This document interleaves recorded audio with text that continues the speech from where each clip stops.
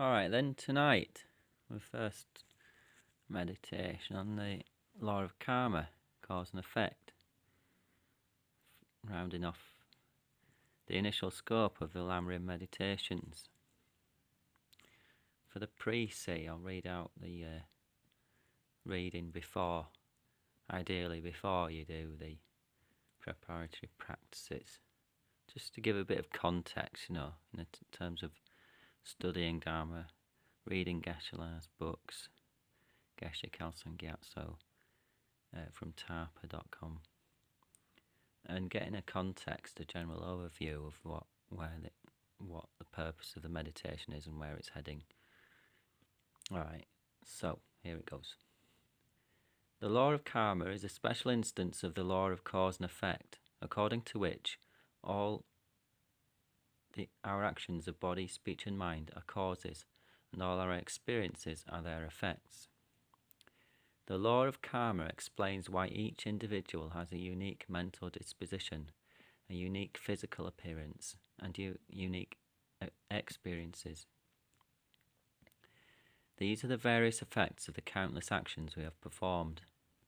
We cannot find any two people who have created exactly the same history of actions in their previous lives, and so we cannot find two people with exactly the same states of mind, identical experiences, and identical physical appearances. Each person has different individual karma. Some people enjoy good health, while others are constantly ill.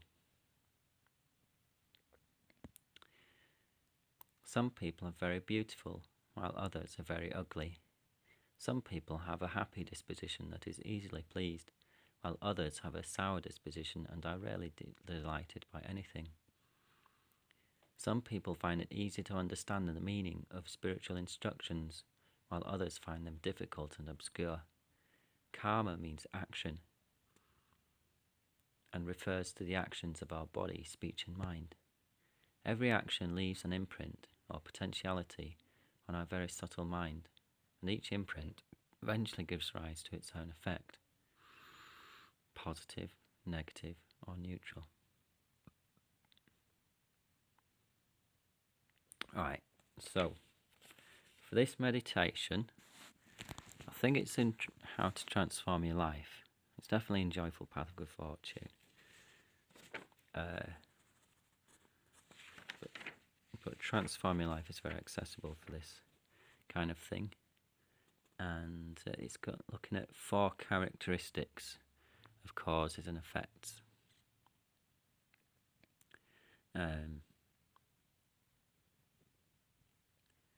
For every action we perform, we experience a similar result. That's the first one. The second one is results of actions increase. And the third one is if we do not perform an action, we cannot experience its effect. And the fourth one, the actions of living beings are never wasted. So these are 4 characteristics of the law of karma. Okay, so pause it now. So you do the preparatory practice. I've already done them. You see, you do your preparatory practices, such as heart jewel, first half of it, and then pause it in the CD or your MP3, and then you do the contemplation that follows. Okay, see you in a moment. Alright, so in the Vinaya Sutras, Buddha says, for every action we perform, we experience a similar result. So I need how to transform my life out to see where I'm reading from. I'm only reading a little bit of it so that you can find it in the book and read it yourself, okay? This is just to indicate how much contemplation you need to gain like a conclusion for each step of the meditation. There's 4 steps in this meditation. So I only need to indicate to you how much you need to read out of the book. But I'm not going to make it so that you're dependent on this YouTube channel. It's best that you get Geshe-la's books and use them for your meditation. That's the whole purpose of this channel, is to teach people to read, study, contemplate and meditate on the instructions found in Geshe Kelsang's books. Okay, so I'll start again. In the Vinaya Sutras, Buddha says, for every action we perform, we experience a similar result. Just as when a gardener sows a seed of a medicinal plant,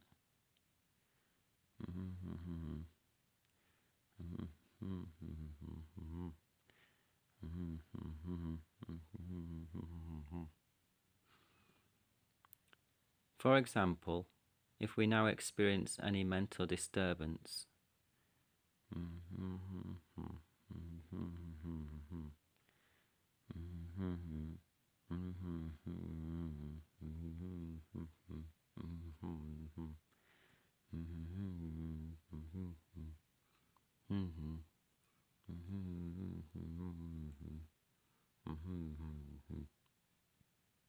alright.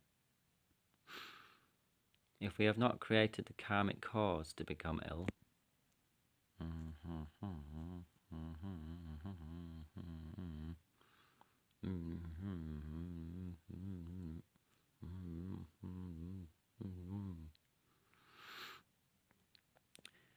those who have attained nirvana, for example,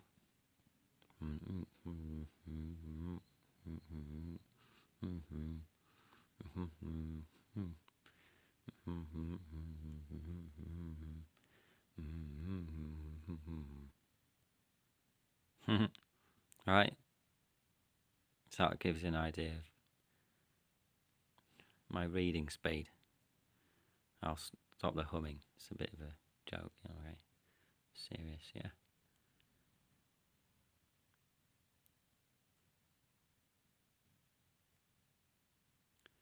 And the next step, the results of actions increase or accumulate.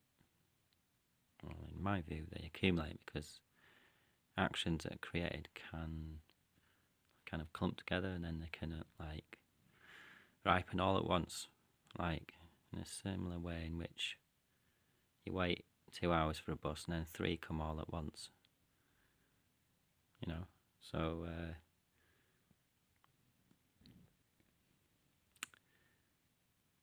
but the conclusion that I reach is the same as the one that's described in Geshe Kelsang's book.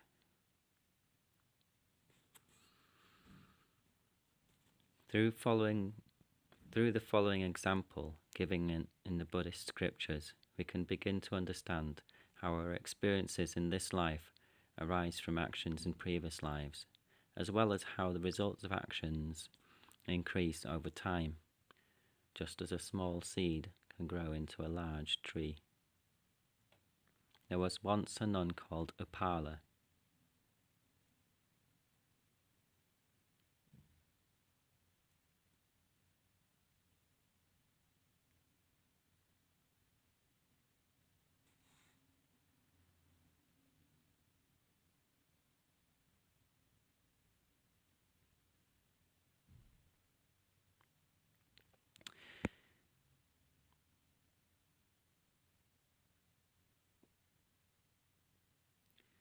Her jealousy alone was enough to cause the extravagant sufferings of her present life.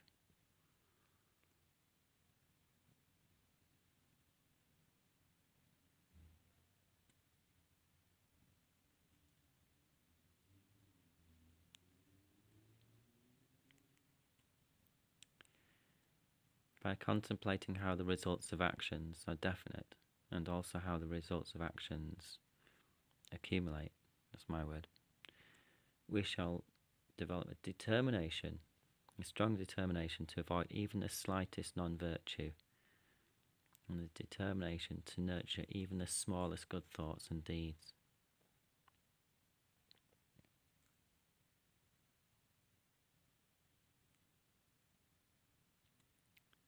Upala the nun attained nirvana in that life.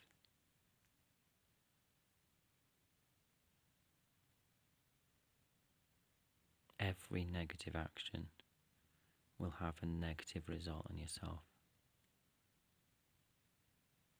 And it strengthens the tendency to do more negative actions or think more negative mental actions or have more distractions, have desires that are not in accordance with reality. Every negative action makes us suffer and prevents us from attaining liberation. We need pure moral discipline.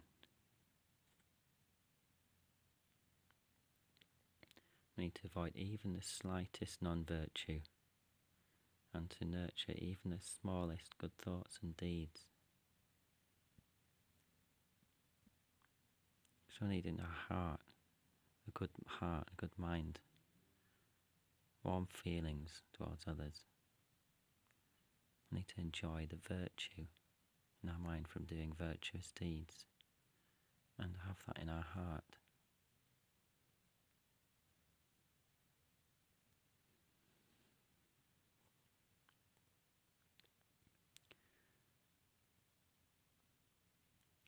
When we meditate on this determination, we make it strong and stable. Contemplating the life of the nun of Pala, the terrible sufferings that she went through.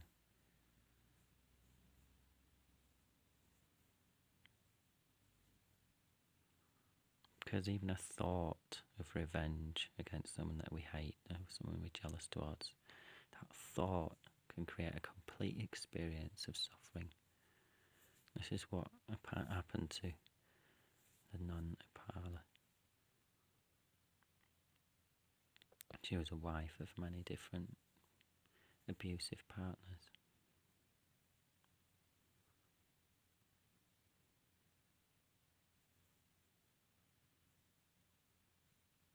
She told the story to Buddha, and Buddha told her why she was suffering. Then she attained liberation within that lifetime because she realized she must not commit one negative action, even the smallest negative action of body, speech, and especially of mind. And she must nurture even the smallest virtue. By doing this, she attained liberation in one lifetime.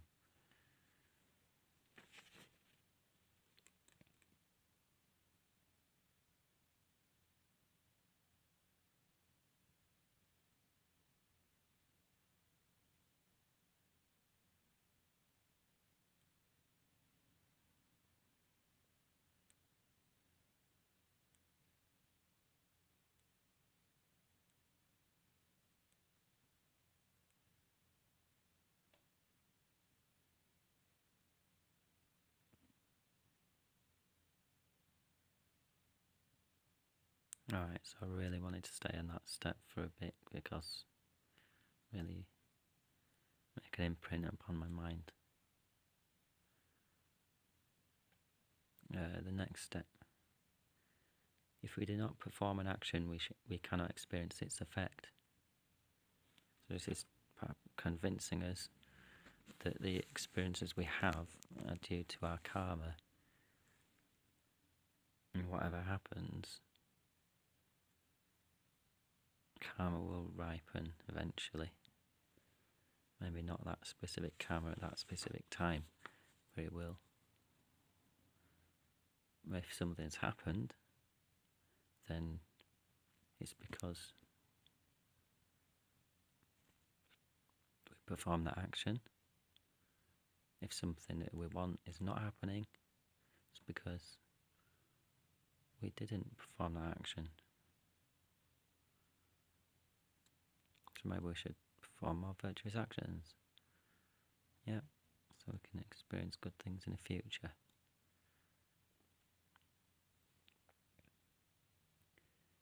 In a war, when soldiers fight one another, some are killed and others survive.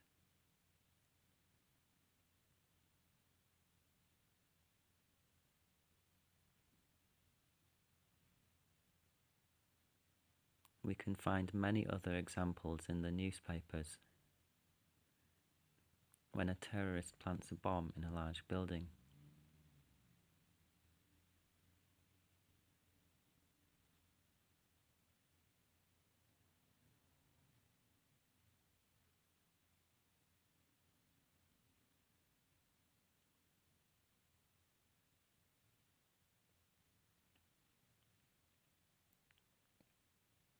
an aeroplane crash, or a volcano eruption.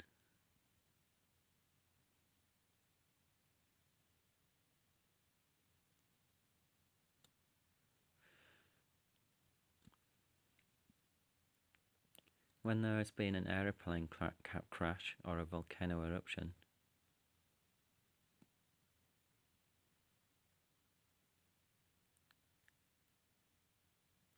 if we have not created the karmic cause to become ill, it is impossible to experience the suffering of physical illness, even if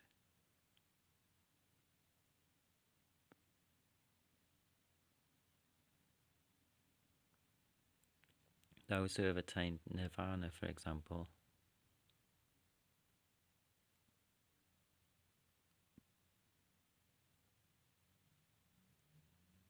they have ceased the harmful actions.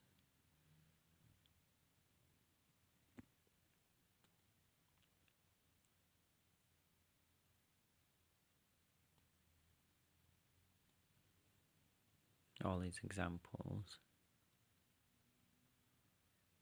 soldiers fight, some are killed, others survive. A terrorist bomb in a large building, an aeroplane crash or a volcano eruption.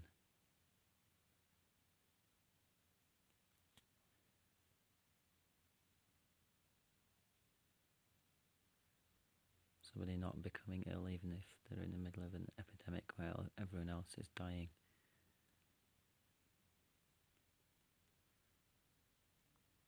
Someone who's attained nirvana and eats poisonous food.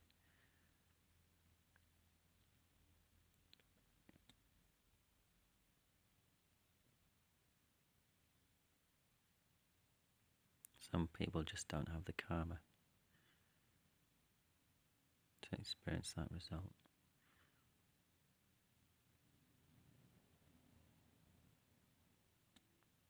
The next step, the final step. The actions of living beings are never wasted. Even though a very long time may pass before their effects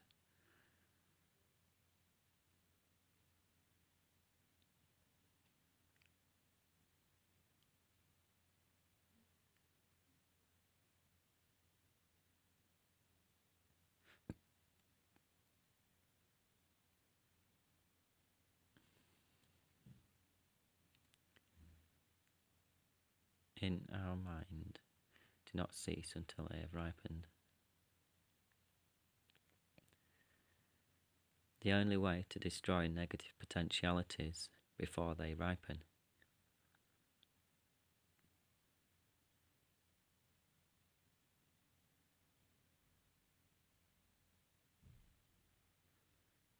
just one moment of anger.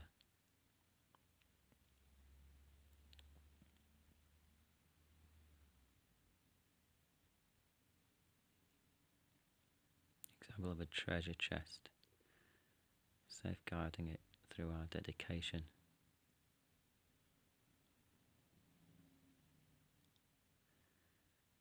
Concluding determination. I must purify my non-virtue and dedicate my virtue whenever I can.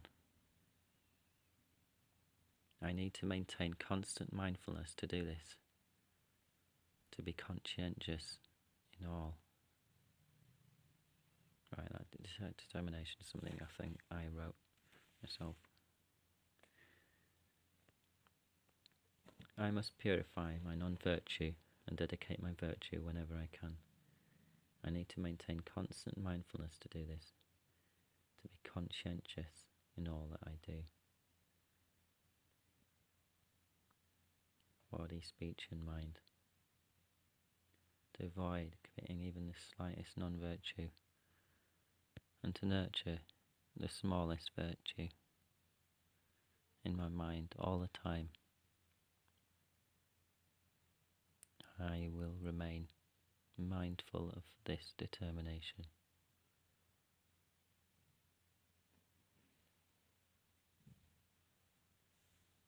Thank you.